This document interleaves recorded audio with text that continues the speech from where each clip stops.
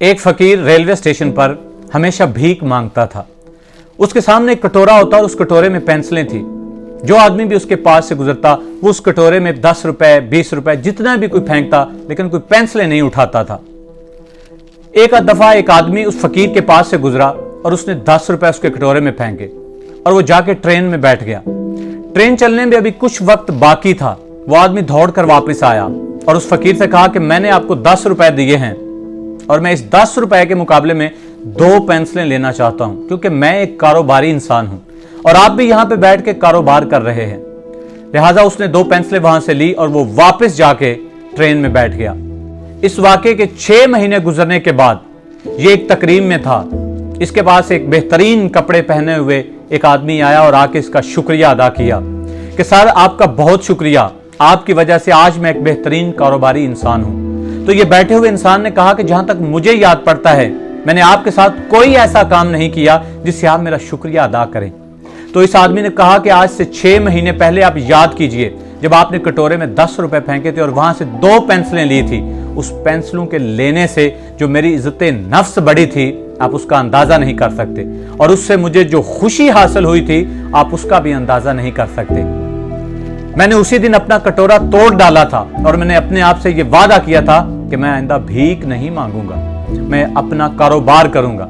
और आज 6 महीने गुजरने के बाद मैं आपके सामने खड़ा हूं। इस फकीर के साथ क्या हुआ था? इसके साथ एक जादुई अमल हुआ था। वो ये था कि इसकी इज्जत नफ्स बेदार हुई थी। इसलिए कहते हैं कि अगर आप जिंदगी में कामयाब होना चाहते हैं तो आप अपनी इज्जत नफ्स को पैदा करें। आप अपनी इज्जत नफ्स जितनी ज्यादा पैदा करेंगे आपको जिंदगी में उतनी ही कामयाबी मिलेगी। इज्जत नफ्स रखने वाले लोग जिम्मेदार बन जाते हैं, वो रिस्क लेते हैं, वो हर मुश्किल से मुश्किल काम करने के लिए खुद को तैयार करते हैं, लेकिन कभी भी अपनी इज्जत नफ्स नहीं बेचते। इसलिए कहते हैं कि अगर आपने जिंदगी में दौलत को खोया तो आपने कुछ भी नहीं खोया।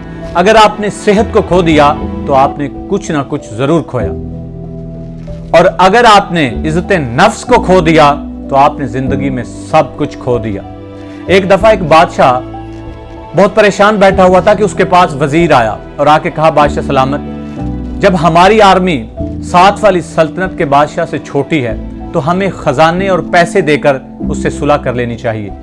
तो बादशाह ने खड़े होकर जवाब दिया कि इज्जत नफ्स बेचकर सुलह करने से बेहतर है कि मैं लड़ता हुआ मारा जाऊं। और उस बादशाह ने वो जंग जीत ली थी जो उससे 10 गुना बड़ी फौज थी।